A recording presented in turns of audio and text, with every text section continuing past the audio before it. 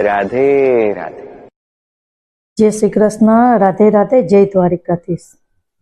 જ્યારે માણસ ઉપર રાધે સંકટ આવે છે ને ત્યારે માણસ છે ને શું કરે ખબર કે માણસ છે ને એના નિવારણ ઉપર નહીં પણ જે એ સમસ્યા છે ને એની ઉપર એનું ધ્યાન રાખે એટલે કે ફોકસ કરે છે. પણ એ વસ્તુ નથી કરવાની. એને આપણે કઈ રીતના સુધારવું છે, કઈ રીતના સુધરશે. જે થઈ ગયું એ તો થઈ જ ગયું છે, પણ હવે આગળ શું કરવાનું છે એ જે માણસ શીખી જાય ને અને એને આવડી જાય ને.